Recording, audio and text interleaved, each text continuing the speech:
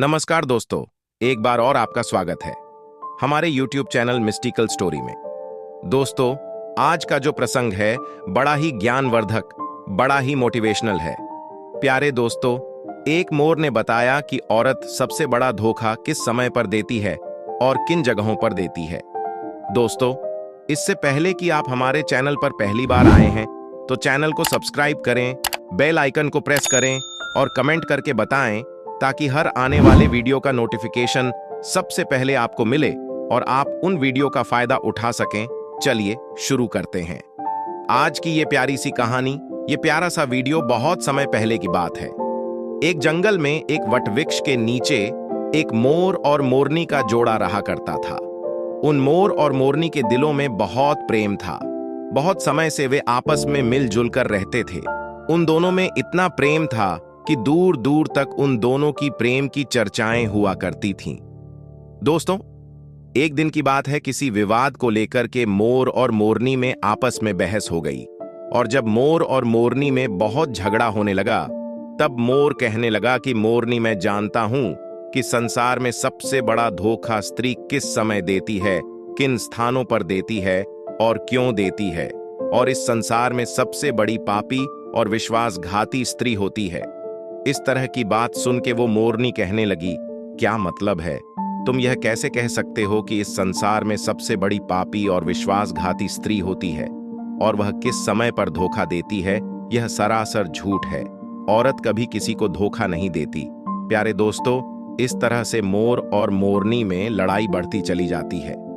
बहुत समय तक वो आपस में लड़ते झगड़ते रहे और उनका झगड़ा शांत होने का नाम ही नहीं ले रहा था। उसी समय पर उस वट वृक्ष पर एक हंस आ जाता है और वह हंस आकर के उन मोर और मोरनी से कहता है कि मैं काफी समय से देख रहा हूं कि तुम दोनों आपस में एक बात को लेकर के लड़ रहे हो।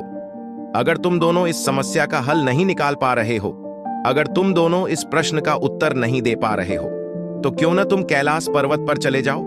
कैलाश पर्वत पर जाकर भगवान शिव और माता पार्वती से अपने सवाल का जवाब पूछ लो। वो तो जगत के स्वामी हैं, वो तुम्हें बता देंगे कि आखिरकार इस संसार में औरत सबसे बड़ा धोखा किस समय देती है और किन किन स्थानों पर देती है, और इस संसार में सबसे बड़ा पापी और विश्वासघाती कौन है। वह मोर और उसकी मोरनी जब हंस की इन बातों को सुनते हैं तो उन्हें यह बात पसंद आ जाती है और वो हंस की बात को मान करके कैलाश पर्वत की ओर उड़ते हुए चले जा रहे थे। और उड़ते उड़ते ही कैलाश पर्वत पर पहुंच जाते हैं और भगवान शिव के चरणों में लौट जाते हैं। वो दोनों भगवान शिव को प्रणाम करते हैं और कहते हैं कि हे भगवान, आप तो जगत के स्वामी हो, आपने पूरा संसार बनाया है, आप हमारे एक प्रश्न का उत्तर दे दीजिए। तब मोरनी कहने लगती है कि हे प्रभु, ये मोर कह रहा है इस संसार में सबसे बड़ा धोखा स्त्री देती है और किस समय पर देती है, किन स्थानों पर देती है, ये इसे मालूम है। इसके कहने का मतलब है कि संसार में सबसे बड़ी पापी और सबसे बड़ी विश्वासघाती स्त्री होती है। प्यारे दोस्तों, इस तरह से मोरनी भगवान शिव से कहने लगती है। दोस्तों, यह कहानी आपके जीवन को पूरी तरह से बदल कर रख देगी। इस कहानी में वह ज्ञान छुपा हुआ है जिस ज्ञान को पाने के लिए हम लोग दर दर भटकते रहते हैं, तरह तरह की कथाएं सुनते हैं, लेकिन आज वही ज्ञान इस कथा में आपको कुछ ही समय में मिल जाएगा। इस कथा से प्राप्त किए हुए ज्ञान को अगर आप अपने जीवन में उतारते हो तो आपका जीवन खुशियों से भर जाएगा। आपके जीवन में गरीबी नहीं रह सकती, मैं यह विश्वास के साथ कह सकता हूं। तब भगवान शिव मोर से कहने लगते हैं कि मोर, तुम कैसे साबित कर सकते हो इस संसार में औरत सबसे बड़ा धोखा किस समय देती है और किन किन स्थानों पर देती है, और इस संसार में सबसे बड़ी पापी और विश्वासघाती औरत ही होती है? तुम कैसे साबित करोगे? तब मोर कहने लगता है कि हे भगवान, मैं आपको एक कहानी सुनाऊंगा। इस कहानी को सुनने के बाद में यह साबित हो जाएगा कि स्त्री सबसे बड़ा धोखा किस समय देती है और किन किन स्थानों पर देती है, और इस संसार में सबसे बड़ी पापी, सबसे बड़ी विश्वासघाती स्त्री होती है।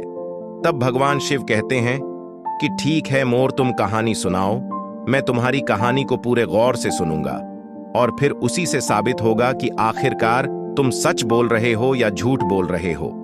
इस संसार में औरत सबसे बड़ा धोखा किस समय पर देती है, ये दुनिया को भी पता चल जाएगा।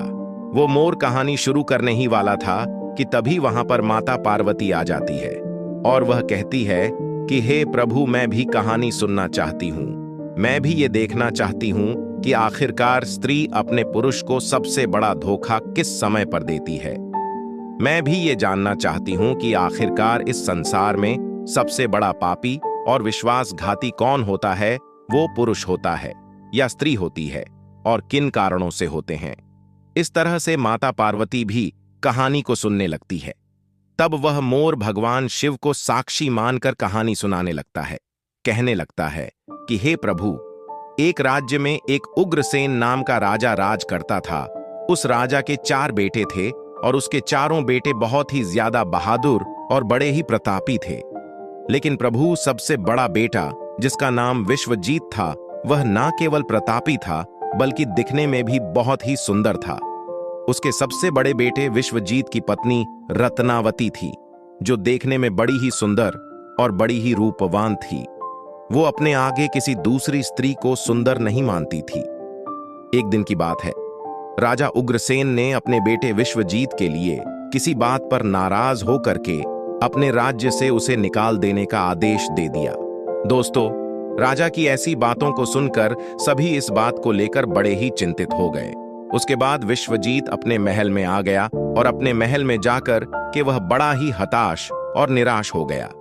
उधर विश्वजीत को उदास देख करके विश्वजीत की पत्नी ने पूछा, हे स्वामी, आखिर आप इतने हताश निराश क्यों हैं? आखिर तुम्हें कौन सा दुख है? आखिर आपका चेहरा इतना मुरझाया क्यों दिख रहा है? एक राजकुमार होकर के आखिर आप इतने चिंतित क्यों दिख रहे हैं? तब उसी समय पर विश्वजीत सोचने लगा, मैंने बहुत बुरा किया है, मैंने बड़ा गलत किया है, और अपने मन की सारी बातें अपनी पत्नी रत्नावती को बताने लगता है। रत्नावती को सारी बातें समझा देता है। विश्वजीत की बातों को सुन करके उसकी पत्नी उसी समय पर बेहोश हो जाती है, और जब वह बेहोश हो जाती है तो विश्वजीत बड़ा घबरा जाता है और फिर उसके मुंह पर पानी डालता है और सोचने लगता है कि मैंने बहुत गलत कर दिया है। इसको यह बात बताकर मैंने बहुत बड़ी गलती कर दी। कहाँ ये फूलों में पलने वाली, और कहाँ मैंने इसको इतनी गंभीर बात बता दी। इसके हृदय को बहुत बड़ा आघात लगा है। जब राजकुमार विश्वजीत उसके मुंह पर पानी के छींटे मरता है, तब वो होश में आ जाती है और विश्वजीत से कहने लगती है, आप मुझे छोड़कर परदेश के लिए चले जाएंगे तो फिर मैं आपके बिना कैसे जी पाऊंगी? हे स्वामी, मैं भी आपके साथ जंगल में चलूंगी। अपनी पत्नी की बात सुनकर राजकुमार विश्वजीत कहता है, हे प्रिय, आखिर तुम मेरे साथ में कैसे चल सकती हो? क्योंकि तुम्हें पता नहीं है, दूसरे राज्यों में अनेक प्रकार की मुसीबतें और संकट होते हैं। तुम इतने अच्छे सुंदर महलों में रहने वाली हो, तुम नर्म नर्म गलीचों पर चलने वाली हो, तो महलों के बिना इस मुसीबत को कैसे बर्दाश्त कर पाओगी? दोस्तों, विश्वजीत की बात सुनकर रानी रत्नावती कहने लगती है कि पिया जी, कितने ही दुख जंगलों में मिले, लेकिन वो आपके साथ होने पर इन महलों के सुखों से ज्यादा होंगे, और आपके बिना तो ये महल भी हमें जंगल लगेंगे। इसलिए पिया जी, मैं आपके साथ ही चलूंगी। इधर मोर ने कहा, हे प्रभु, रानी की आंख में आंसू देखकर विश्वजीत सोचने लगा कि मेरी पत्नी मेरे बिना यह अकेली नहीं रह पाएगी, इसलिए उसे ऐसी हालत में यहां छोड़कर जाना ठीक नहीं होगा। ये सब सोचने के बाद राजकुमार अपनी पत्नी से कहता है कि हे प्रिय, तुम उदास मत हो, मैं तुम्हें अपने साथ लेकर चलूंगा। राजकुमार की ये बात सुनकर के उसकी पत्नी खुश हो जाती है और जाने की तैयारी करने लगती है। अगली सुबह वे दोनों पति पत्नी राज्य से निकलकर एक जंगल में पहुंच जाते हैं और दोनों चलते चलते बहुत दूर निकल जाते हैं। तो दोनों चलते चलते बहुत थक भी चुके थे। फिर वे जंगल में एक बरगद के वृक्ष के नीचे विश्राम करने का फैसला लेते हैं। वे दोनों लंबे सफर के कारण बहुत ज्यादा थके हुए थे। उस समय पर ठंडी ठंडी हवा भी चल रही थी। उस समय ठंडी ठंडी हवा के झोंकों में उन दोनों पति पत्नी को नींद भी आ गई। लेकिन दोस्तों, कुछ देर के बाद में वहीं पर एक जहरीला सांप आकर के रानी रत्नावती को काट लेता है। और इधर मोर कहता है कि हे प्रभु, अब आगे भी सुनिए। जब उस जहरीले सर्प ने रानी रत्नावती को डस लिया, तो रानी रत्नावती एकदम से तड़पने लगी। पत्नी को दर्द से कराहता हुआ देख करके विश्वजीत की आंख एकदम से खुल गई। तब विश्वजीत रानी को तड़पता हुआ देख करके सांप को जाता हुआ देखता है और एकदम से घबरा जाता है। राजकुमार विश्वजीत बहुत बेचैन हो जाता है। दोस्तों, ऐसे दृश्य को देखते ही उसकी आंखों के सामने उसकी पत्नी की मृत्यु हो गई। इस प्रकार से अपनी पत्नी को मरी हुई देख करके विश्वजीत ऊंचे ऊंचे स्वर में विलाप करने लगा। उसका रोना धोना सुन करके जंगल के शेर, भेड़ियां और आदि जानवर उसे खाने के लिए आने लगे। फिर राजकुमार विश्वजीत ने अपने दिल पर पत्थर रख करके यह निश्चय कर लिया कि इस जंगल में मेरी जीवन संगिनी ही मर गई है, तो फिर भला मैं जी करके क्या करूंगा। आज मैं अपनी पत्नी के बिना इसी जंगल में अपने प्राणों को भी त्याग दूंगा। ऐसा निश्चय करने के बाद में फिर वह अपनी पत्नी की लाश के पास से उठ जाता है और जंगल में जाकर के सूखी लकड़ियों को इकट्ठी करने लगता है और लकड़ियों को इकट्ठा करते करते रो रो कर कहता है कि मैं भी आज अपनी पत्नी के साथ में जल करके मर जाऊंगा। उसी समय पर वहां से एक दिव्य संत गुजर रहे थे। जब वे दिव्य संत विश्वजीत को रोते हुए देखते हैं तो वह कहने लगते हैं कि पुत्र, तुम क्यों रो रहे हो? इस भयानक जंगल में तुम क्यों विलाप कर रहे हो? अगर तुम ऐसे ही रोते रहे तो जंगल के जानवर तुम्हें अपना भोजन बना लेंगे। तुम्हें किस बात का दुख है? तुम क्यों रो रहे हो? तब राजकुमार विश्वजीत उस महासंत से कहने लगता है, मैं राजकुमार विश्वजीत हूं और मैं राजा उग्रसेन का बेटा हूं। मेरी पत्नी को यहां एक जहरीले सर्प ने डस लिया है, जिससे मेरी पत्नी की मृत्यु हो गई है। हे महात्मा, मेरी पत्नी बड़ी चरित्रवान थी, बड़ी पतिव्रता थी। वह मुझे बहुत प्रेम करती थी और मेरे साथ आने के कारण उसकी मृत्यु हो गई है। हे महात्मा, ऐसी पत्नी मुझे दोबारा नहीं मिल सकती। ऐसी चरित्रवान स्त्री मुझे दोबारा इस संसार में कभी नहीं मिल सकती। इसलिए हे महात्मा, मैं भी अपनी पत्नी के साथ अपने प्राण त्याग दूंगा। मैं भी उसके साथ में अपनी जान दे दूंगा। महात्मा, मेरे पिता ने मुझे अपने राज्य से निकाल दिया है और इसलिए मेरी पत्नी इस जंगल में मेरे साथ आई थी और उस जगह पर आते आते उसे सर्प ने डस लिया। इसकी वजह भी मैं हूं। अगर वह मेरे साथ ना आती तो शायद आज वह जीवित होती। प्यारे दोस्तों, वे महात्मा कहने लगते हैं कि राजकुमार, तू बहुत ही बड़ा मूर्ख है और अज्ञानी भी है। यह संसार है, यहां तो इंसानों का आना जाना लगा ही रहता है। इस संसार में जितने भी मनुष्य आए हैं उन सभी मनुष्य के लिए इस शरीर को त्यागना ही होता है। इस बात को तू भी जानता है। इस संसार में जो भी आता है वह अकेला आता है, कोई भी किसी के साथ में नहीं आता और नहीं कुछ लेकर जाता है और नहीं कोई किसी के साथ जाता है। फिर भी तुम आज मूर्खों की तरह मेरे सामने खड़े होकर के बातें कर रहे हो। महात्मा कहने लगते हैं, हे राजकुमार, अगर तुम जीवित रहोगे तो तुम इस तरह की कई रानियों को अपने पास प्राप्त कर सकते हो। इस तरह की कई रानियां तुम्हें फिर से मिल सकती हैं। आज तुम मेरी बात मान लो और अपने प्राण मत त्यागो। तब राजकुमार कहने लगता है कि नहीं महात्मा, मैं अपने प्राण जरूर त्यागूंगा। ऐसी रानी मुझे इस संसार में नहीं मिल सकती। मेरी रानी बहुत ही चरित्रवान और बहुत ही पतिव्रता थी। तब महात्मा कहते हैं कि हे राजकुमार, आज तुम मेरे कहने पर मरने का विचार त्याग दो। तुम्हें मालूम नहीं है, इस मानव शरीर को पाने के लिए देवता भी दिन रात बहुत ज्यादा इच्छुक होते हैं। तो फिर आप जानबूझकर इस शरीर को नष्ट क्यों करना चाहते हो? दोस्तों, इस प्रकार से उस महात्मा के शब्दों को सुनकर के राजकुमार कहने लगता है कि महात्मा, आपने जो कुछ भी कहा है वह सत्य है, लेकिन इतनी पतिव्रता पत्नी मुझे किसी भी जन्म में नहीं मिलेगी। इसलिए आज अपनी पत्नी के साथ में ही जलकर मैं मरना चाहता हूं। दोस्तों, फिर उसके बाद में उस महात्मा ने विश्वजीत के विचार को सुन करके पूरी तरीके से जान लिया कि ये आज जीवित नहीं बचेगा। यह राजकुमार अपनी पत्नी के बिना नहीं रह सकता। तब महात्मा विश्वजीत से कहने लगे, हे राजकुमार, तेरी पत्नी को जीवित करने का केवल एक ही उपाय है। अब तू मेरी बात को बड़े ध्यान से सुन। यदि तू उपाय को कर सकता है तो तेरी पत्नी भी पहले की तरह ही जीवित हो सकती है। तब विश्वजीत महात्मा की बात को सुन करके जवाब देने लगता है।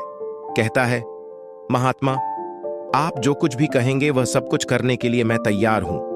कृपया करके मेरी पत्नी को तुम जीवित कर दो। तब महात्मा ने जवाब दिया, हे राजकुमार, तुम्हारी रानी की जो आयु थी वह केवल 20 वर्ष की थी, जो कि इसने इतने लंबे सफर में उसे बिता दिया।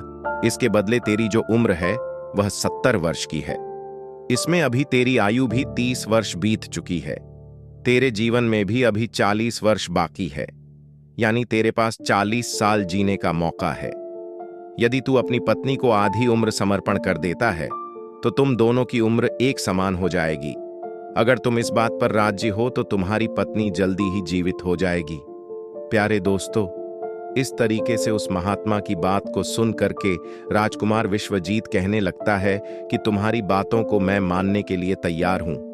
फिर उसके बाद महात्मा विश्वजीत के हाथ में जल देता है और उस जल को रानी के पैरों में डालने के लिए कहता है और कहता है कि तुम संकल्प लो कि मैं अपनी 20 वर्ष आयु रानी को दान करता हूं। अब वह मोर कहता है कि हे प्रभु, जैसे ही राजकुमार विश्वजीत ने यह संकल्प लिया कि वह अपनी 20 वर्ष आयु अपनी पत्नी रत्नावती को दान कर रहा है, उसी वक्त दिव्य संत कहने लगते हैं कि हे राजकुमार, पहले मेरी एक बात को बड़े ध्यान के साथ में समझ लो।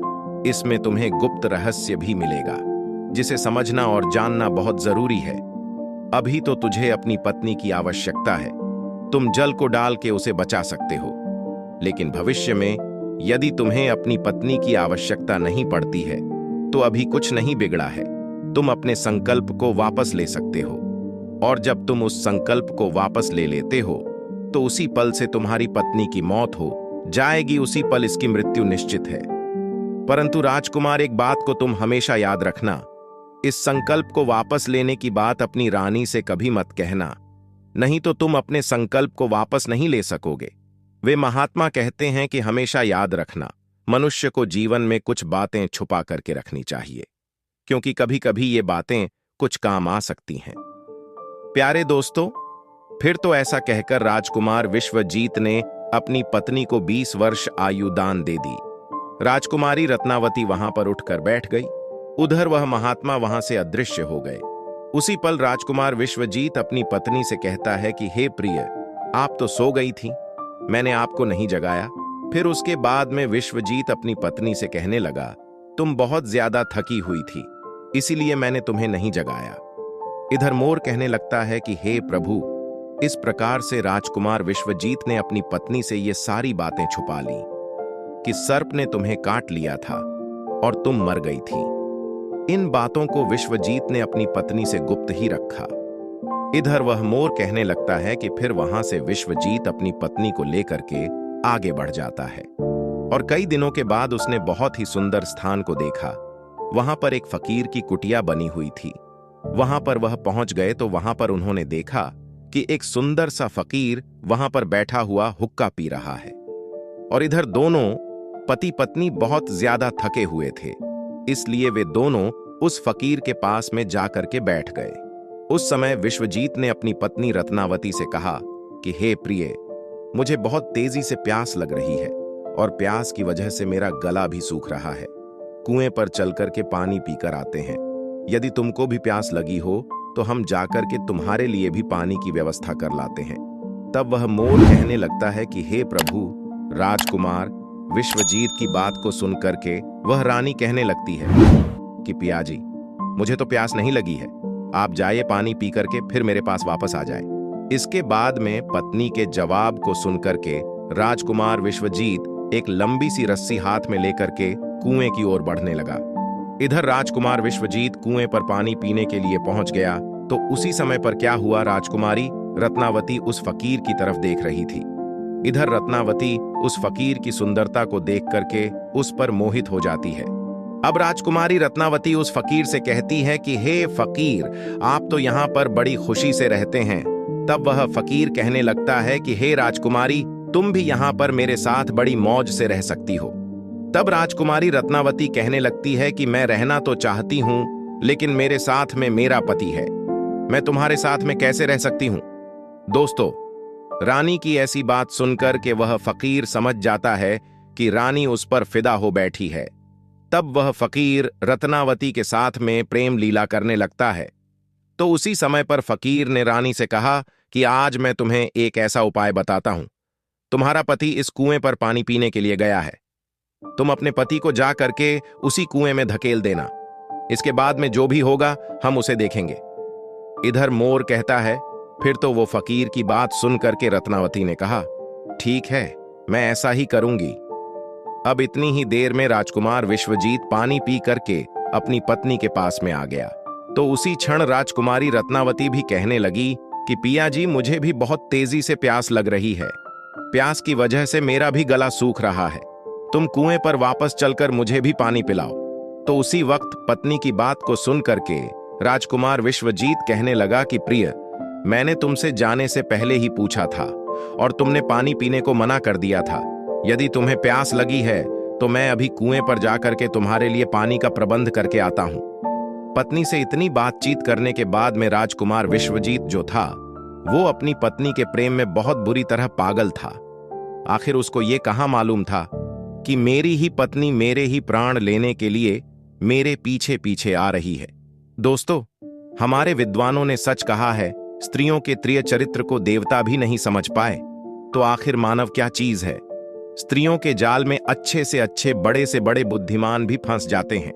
अब राजकुमार विश्वजीत कुएं पर जाकर के पानी भरने के लिए बाल्टी नीचे डालता है तो उसी क्षण राजकुमारी रत्नावती ने अपने पति विश्वजीत को धक्का मार दिया और उसे कुएं में धकेल दिया।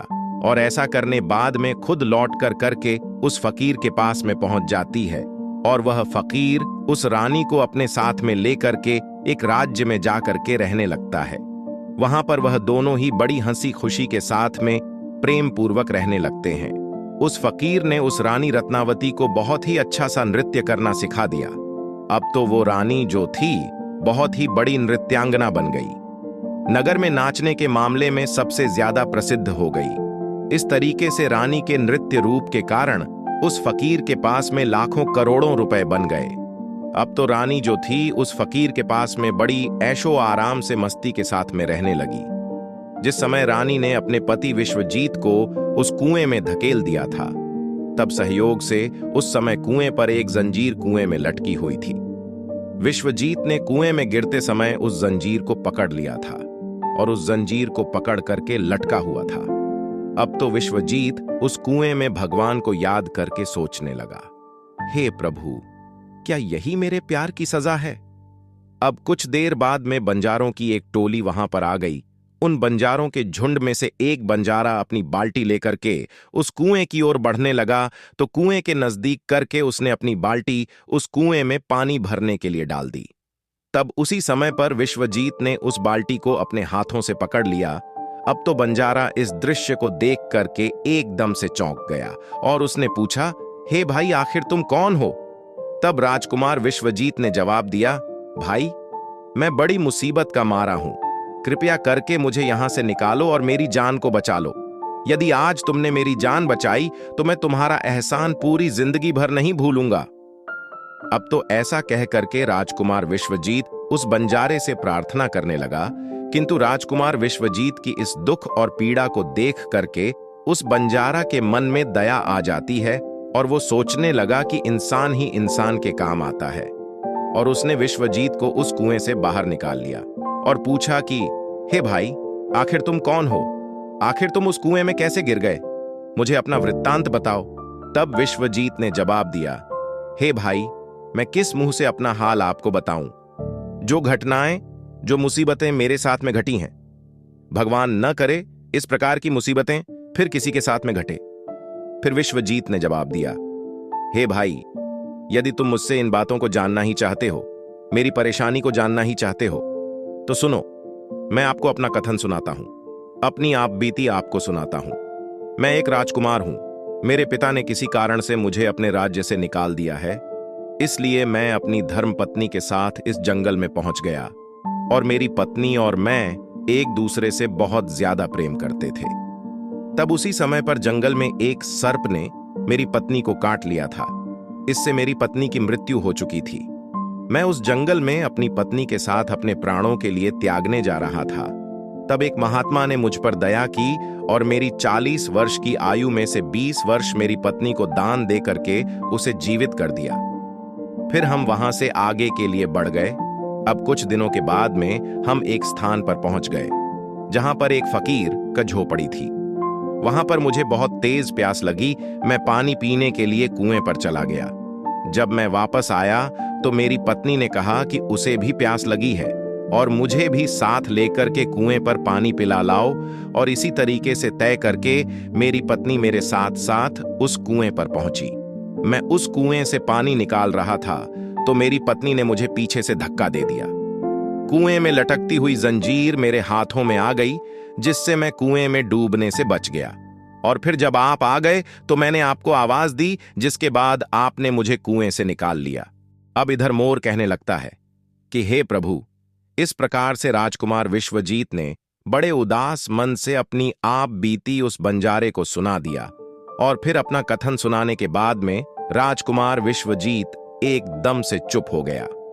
उधर उस बंजारे ने राजकुमार विश्वजीत को उन बातों को सुना और उसकी रानी की करतूतों को सुनकर के बड़ा ही निराश हुआ और कहने लगा, राजकुमार, किसी ने सच कहा है, स्त्रियों के प्रिय चरित्र को भगवान भी नहीं समझ पाए तो आखिर मनुष्य यह कैसे समझ सकता है। स्त्रियों का चक्रव्यूह भी कुछ ऐसा ही होता है जिसमें फंस करके मनुष्य कुछ भी नहीं कर पाता है, वह बर्बाद हो जाता है।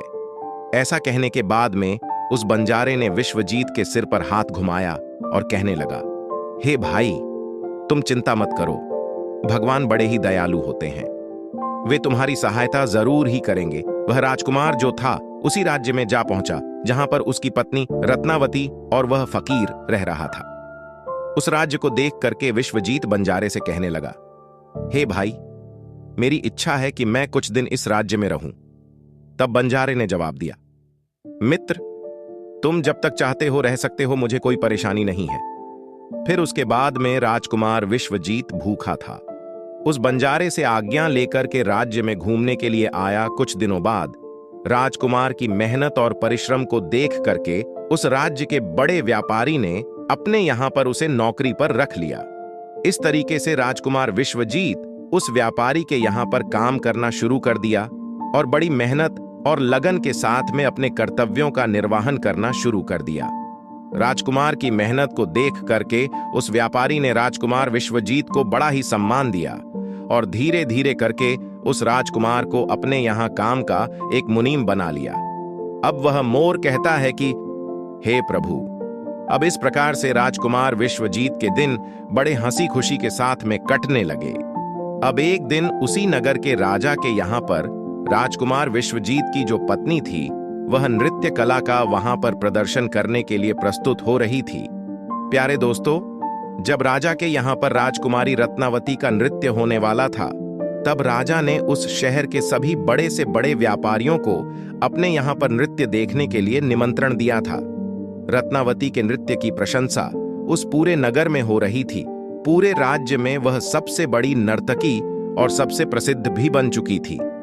तब सेठ राजकुमार विश्वजीत से कहता है कि मैं राजा के यहां पर नृत्य देखने के लिए जा रहा हूं, अगर तुम भी दरबार में चलना चाहते हो तो चल सकते हो। तब राजकुमार विश्वजीत कहता है कि क्यों नहीं, मैं भी इसी बहाने से नृत्य देख लूंगा, आखिर मुझे भी तो पता चले कि इतनी खूबसूरत नृत्य का कौन है जिसकी पूरे राज्य में चर्चा हो रही है। इस प्रकार से राजकुमार विश्वजीत अपने सेठ के साथ में राजा के दरबार में पहुंच गया। तब रानी ने एक अप्सरा के समान दरबार में अपना नृत्य प्रदर्शन किया और बड़े ही आनंद भरे स्वर में कई गानों को उसने प्रस्तुत किया। अब तो उसके गाने को सुन करके वहां पर जितने भी लोग थे वह बड़े ही आश्चर्य में आ गए और सभी सेठ और विद्वान लोगों ने भी राजा के दरबार में सभी समाज के लोगों ने उसके नृत्य की बड़ी ही प्रशंसा की। तब उसी क्षण राजकुमार विश्वजीत ने भी अपने हाथ से एक अंगूठी उतारी। इसमें एक हीरा जड़ा हुआ था। उसने उस अंगूठी को उतार करके रानी रत्नावती को भेंट कर दी। उसके बाद में राजकुमारी रत्नावती ने उस अंगूठी को पहचान लिया और मन ही मन में विचार करने लगी, यह तो बहुत बड़ी आश्चर्य वाली बात है, मेरा पति तो जिंदा है और वह यहाँ पर पहुंच गया है। यदि उसने मुझे आज पहचान लिया तो मुझे जिंदा नहीं छोड़ेगा, इसलिए मुझे कोई ऐसी चाल चलनी चाहिए जिससे मेरे पति को मर जा सके। रानी रत्नावती ने यह सोचा कि मैं इस राज्य के राह को एक अच्छा सा नृत्य दिखाऊंगी जिससे वो मुझे कुछ मांगने के लिए कहेगा, तब मैं राजा से कहकर उसे मरवा दूंगी। बाद में राजकुमारी ने एक बहुत ही सुरीला गाना और बड़ा ही मधुर नृत्य दिखाया। रानी की इस बसंत बहार को सुन करके वह राजा बड़ा ही प्रसन्न हुआ। अब तो रत्नावती से राजा कहने लगा, हे नृत्यका, मैं तुम्हारे इस नृत्य को देख करके बड़ा ही प्रसन्न हूं। आखिर तुम मुझसे क्या मांगना चाहती हो? तब राजकुमारी रत्नावती ने जवाब दिया कि राजा साहब, यदि आप मुझसे प्रसन्न हैं तो पहले मुझे एक वचन दीजिए कि जो भी मैं मांगूंगी आप मुझे वो जरूर देंगे। इस सभा में मेरा एक शत्रु है, मेरे मांगने पर आप उसको फांसी पर चढ़ा देंगे। तब राजा ने जवाब दिया, हे रानी, तुम उस चोर को बुला करके मेरे सामने लाओ। तब उस रानी ने राजकुमार विश्वजीत का हाथ पकड़ा और उसे बुला करके राजा के सामने ले पहुंची। उसी क्षण राजा ने अपने सैनिकों को आदेश दिया कि तुरंत ही इस चोर को जल्लादों के सामने ले जाओ, रानी के इस चोर को फांसी पर चढ़वा दो। दोस्तों, इसी बीच में विश्वजीत का जो सेठ था वह भी वहां पर पहुंच गया। वह डरता हुआ विश्वजीत के पास में गया और उससे पूछा कि आखिर तुमने इस नाचने वाली का क्या चुराया है, जिसकी वजह से ये तुझे अपना शत्रु बता रही है और तुझे मरवाना चाहती है। तब राजकुमार विश्वजीत ने अपने मालिक को जवाब दिया कि हे मालिक, मैंने उसका कुछ नहीं चुराया है। बस इस राजा को अब इतना समझा लो कि मुझे सजा देने के पहले मेरी 2 बातों को गौर से सुन ले, हो सकता है मेरी जान बच जाए। अब तो विश्वजीत का मालिक इन बातों को सुन करके अपने साथी व्यापारियों से इस विषय में कुछ चर्चा करने लगा। उस सेठ ने कहा कि मित्रों, या तो राजा न्याय करे या फिर हम सभी इस शहर को छोड़ करके इस शहर से कहीं और चले जाएंगे। इस प्रकार से सभी व्यापारी इकट्ठे होकर के राजा के पास में पहुंच गए और राजा से जाकर कहने लगे, हे राजन, हमारा मुनीम जो है वह एक निर्दोष है और आपने उसे मरवाने का आदेश दे दिया है। वह अपनी 2 बातें रखना चाहता है। यदि इन 2 बातों को सुनने के बाद में आपको उस पर कोई अपराध लगे तो आप उसे मरवाना चाहें तो आप उसे मरवा सकते हो। उसके मरने के पहले उसकी 2 बातों को आप जरूर सुनिए। दोस्तों, फिर राजा ने व्यापारियों की बात सुन करके कहा, ठीक है, तुम अपने मुनीम को मेरे पास में बुलवा दो। तब विश्वजीत को बुला करके राजा के सामने खड़ा किया गया। तब राजा ने जवाब दिया, तुम जो भी कहना चाहते हो वह खुले शब्दों में मेरे सामने कहो। तब उसी समय राजकुमार विश्वजीत ने जवाब दिया कि महाराज, आखिर मैंने कौन सा गुनाह किया है जिस कारण आपने मेरी हत्या करवाने के लिए अपने मंत्रियों को आदेश दे दिया। फिर राजकुमार विश्वजीत की बात को सुनकर कि राजा ने जवाब दिया, तू उस नृत्यकी का चोर है, उसका शत्रु है। तो विश्वजीत ने जवाब दिया, नहीं महाराज, मैं इस कुल्टा स्त्री का पति हूं जो मुझे कुएं में धकेलकर इस फकीर के साथ मैं यहां पर भागकर चली आई है। अब तो राजकुमारी रत्नावती ने समझ लिया कि अब तो बात बिगड़ रही है। तब राजकुमारी रत्नावती जो थी राजा से कहती है कि हे महाराज, मैं चरित्रहीन नहीं हूं, मैं कुल्टा नहीं हूं, ये बिल्कुल झूठ बोल रहा है। आखिर ये कौन है? मैं तो इसे जानती भी नहीं हूं। ये तो मेरा चोर है। मैं तो सिर्फ इतना ही जानती हूं कि यह मेरा शत्रु है। फिर राजकुमार विश्वजीत ने जवाब दिया कि महाराज, ठीक है, यदि यह मेरी पत्नी नहीं है तो वह सब कुछ जो मैंने रास्ते में दिया था वह मेरी अमानत के रूप में इस स्त्री से मुझे वापस दिलवा दो। विश्वजीत रानी रत्नावती की तरफ देखने लगा। तब राजकुमार विश्वजीत ने अपनी अमानत को वापस लेने की बात की तो राजकुमारी रत्नावती ने इसे बड़े सहज स्वभाव से स्वीकार कर लिया। तब विश्वजीत ने जवाब दिया, अच्छा, अब तुम अपने हाथों में गंगा जल लो। अब तुम्हारा न्याय इसी सभा में होगा और सभी के सामने होगा। तब राजकुमारी रत्नावती ने जल डाल करके जमीन पर रखा और कहा कि वही वस्तु जो रास्ते में मुझे दी गई थी, मैं इसे आज से वापस कर रही हूं। तब उसी क्षण राजकुमार विश्वजीत ने अपने हाथों जल लिया और जल लेकर के यह बात कही कि मैंने रास्ते में जो कुछ भी चीज अपनी रानी को दी है वह मैं वापस ले रहा हूं, और हाथों में गंगा जल ले लिया। उसी वक्त रत्नावती ने भी अपने हाथों में जल लिया और कहा कि मुझे रास्ते में जो वस्तु भी इसने दी है, मैं उसकी वस्तु इसके कहने के अनुसार आज इसे वापस कर रही हूं। जैसे ही उसने अपने हाथों से जल छोड़ा तो उसी क्षण रानी के शरीर से प्राण निकल गए। अब वह मोर कहने लगा कि प्रभु, इस दृश्य को देख करके वहां के लोग जो कि एकदम से आश्चर्यचकित हो गए। राजा के लिए भी यह बात बड़ी ही चिंता का विषय बन गई। तब राजा विश्वजीत से कहने लगा, आखिर यह क्या हो गया? मुझे सच्चाई बताओ, सच्चाई क्या है? तब उसी क्षण राजकुमार विश्वजीत अपनी कहानी सुनाने लगा। अपने जीवन की सभी घटनाओं को खुल करके बताते हुए उसके राज्य से निकाले जाने से लेकर अब तक की सभी घटनाओं को उसने सुना दिया और राजा ने भी बड़े ध्यान के साथ में सुना। राजा ने पूरी कथा विश्वजीत को अपने गले से लगा लिया और उसके बाद में राजा ने अपनी राजकुमारी की शादी विश्वजीत के साथ में करवा दी। तभी इधर मोर कहने लगा, हे प्रभु, मैंने इस कहानी को सुना है। इस कहानी को सुनने के बाद में मैं भी स्त्रियों से घृणा करने लगा हूं और मैं बड़े दावे के साथ कह सकता हूं कि संसार में औरत जो है पुरुषों से अधिक ज्यादा पापी और धोखेबाज होती है, इसके साथ ही विश्वासघाती भी होती है। प्यारे दोस्तों, उस समय उस मोर ने यह कहानी माता पार्वती और भगवान शिव को सुनाई और यह बताया कि स्त्री ही होती है पुरुष की तुलना में सबसे ज्यादा विश्वासघाती और पापी। इस कहानी को सुनने के बाद में भगवान शिव और माता पार्वती एकदम से हैरान रह गए। तब माता पार्वती कहने लगी कि मुझे लगता है यह मोर सच कह रहा है। स्त्री तो 100 में से 1-2 ही सच्ची और ईमानदार और चरित्रवान निकलती है, परंतु इसके अलावा पुरुषों में भी कुछ ऐसे प्राणी हैं जो पापी और विश्वासघाती हो सकते हैं। भगवान शिव ने पूछा कि मोरनी, तुम इस बात को कैसे सिद्ध करोगी कि पुरुष भी सबसे बड़ा पापी और विश्वासघाती होता है और वह किस समय पर धोखा देता है? भगवान शिव की बात को सुन करके मोरनी कहने लगी, प्रभु, मैं भी अब आपको एक छोटी सी कहानी सुनाती हूं जिससे साफ साफ मालूम होगा कि स्त्री की तुलना में पुरुष सबसे ज्यादा पापी और दुराचारी होते हैं और धोखेबाज भी होते हैं, और वह किस समय पर धोखा देते हैं यह भी आपको पता चलेगा। फिर उस मोरनी ने भगवान शिव और माता पार्वती के सामने कहानी कहना प्रारंभ किया। मोरनी कहने लगी, हे प्रभु, एक नगर में एक सेठ रहा करता था। उस सेठ का एक लड़का था और वह लड़का रात दिन जुआबाजी और सट्टा खेलता था। सेठ के खूब समझाने के बावजूद भी वह लड़का नहीं समझता था। अंततः सेठ उसको समझा समझा कर मृत्यु को प्राप्त हो गया, लेकिन वो लड़का नहीं समझा। जब पिता की मृत्यु होने के बाद वो लड़का और भी ज्यादा अस्वतंत्र हो गया। अपने पिता की सारी जमा पूंजी को सट्टे में फूंक दिया, सट्टाबाजी में ही पूरी जमा पूंजी को लगा दिया और बर्बाद होकर के जमीन दौलत सब कुछ बेच करके बस सट्टेबाजी में लग गया और गांव छोड़कर निकल गया। जब वो लड़का गांव छोड़कर निकल जाता है तो दोबारा लौट करके उस गांव में नहीं आता है। घूमता घूमता वो एक नगर में पहुंच जाता है। उस नगर के राजा के महल के सामने जाकर के बैठ जाता है।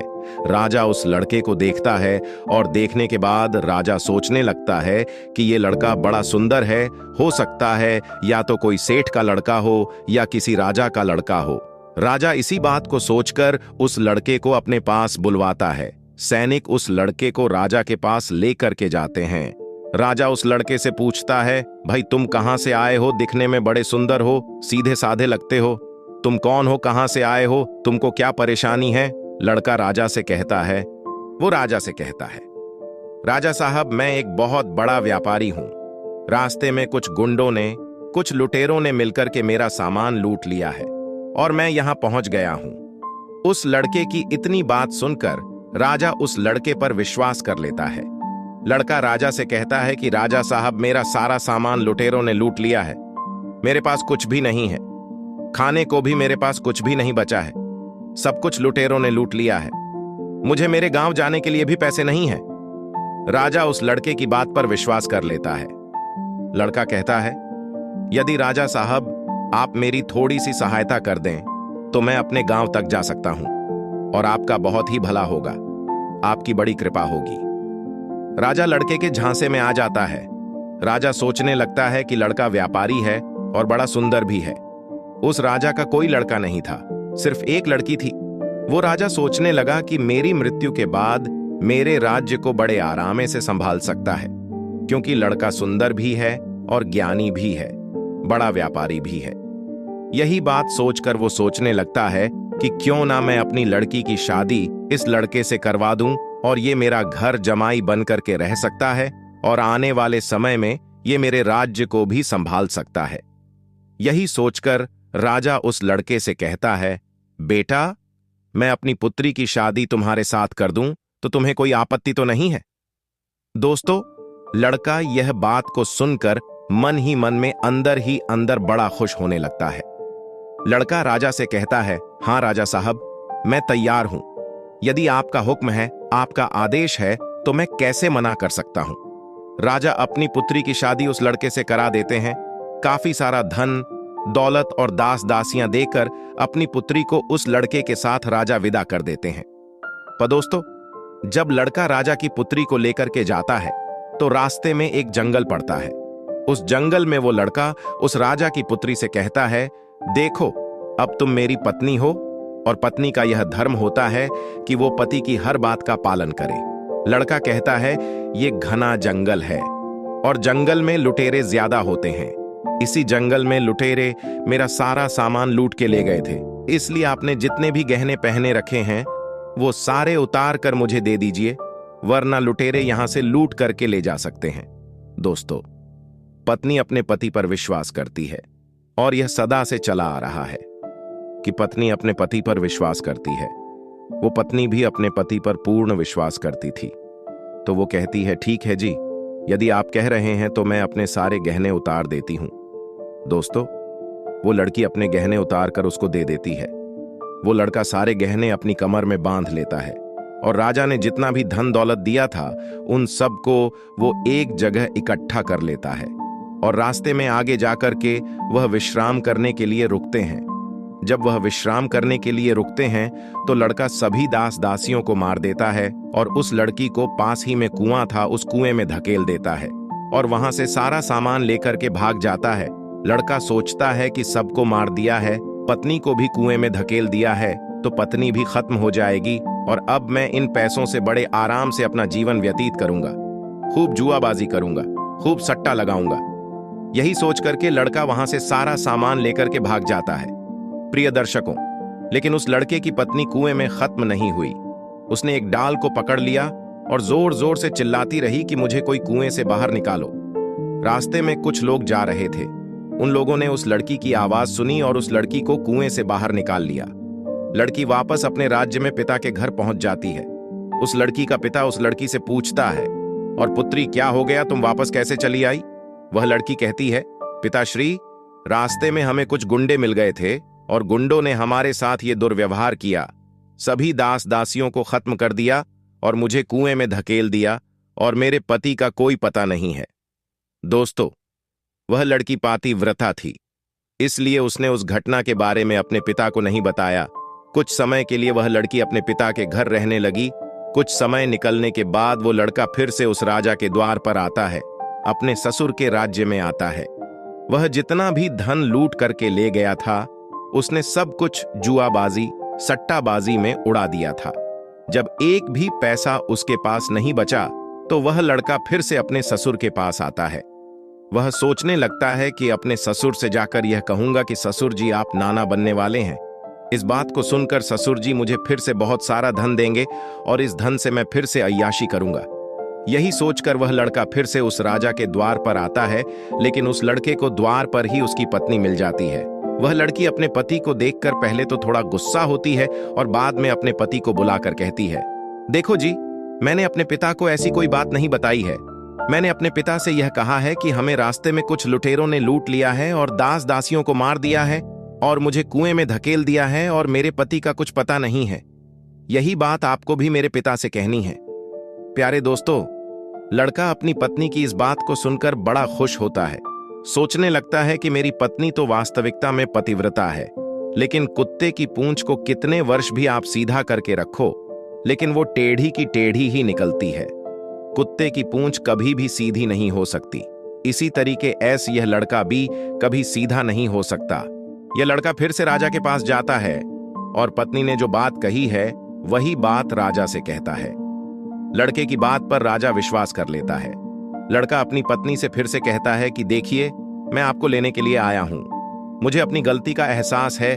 पता नहीं ऐसा क्या हुआ था मेरे साथ जो मैंने आपके साथ ऐसा व्यवहार किया, लेकिन मुझे अब मेरी गलती का एहसास हो गया है। मैं आपको लेने के लिए आया हूं। आपको कल सुबह प्रातःकाल ही मैं यहां से लेकर जाऊंगा। आप तैयार रहिएगा। अब आप जाकर सो जाइए। दोस्तों, सारे घर वाले सो जाते हैं। राजा सो जाता है, उसकी पत्नी सो जाती है। वह लड़का आंधी रात को उठता है और राजा की तलवार से राजा की गर्दन काट देता है, अपनी पत्नी की गर्दन काट देता है। सभी को मारने के बाद वहां से सारा धन और गहने चुरा करके फिर से अपने गांव लौट आता है। इस प्रकार से मोरनी कहने लगती है, अब आप बताइए कि संसार में सबसे बड़ा पापी और विश्वासघाती कौन है? अब न्याय आपके हाथ में है। सच में संसार में स्त्री पुरुष के बीच में सबसे ज्यादा पापी और विश्वासघाती कौन होता है? यह तो स्पष्ट करना मुश्किल है। तब भगवान शिव कहते हैं कि बिना किसी शंका के यह सत्य है कि इंसान की सोच जब उसके स्तर से नीचे गिर जाती है तो वही इंसान पापी और विश्वासघाती होता है, चाहे वह स्त्री हो या फिर पुरुष हो। मनुष्य को किसी भी प्रकार के पाप करने से पहले यही सोचना चाहिए कि क्या वह सही कर रहा है। इस प्रकार से भगवान शिव उस मोर मोरनी का न्याय करते हैं। दोस्तों, हमारी आज की कहानी, आज का वीडियो यहां समाप्त होता है। हम उम्मीद करते हैं कि आपको यह कहानी पसंद आई होगी और आप इससे ढेर सारी प्रेरणा लेंगे। मिलते हैं अगली कहानी के साथ अगले वीडियो में। तब तक के लिए नमस्कार, धन्यवाद।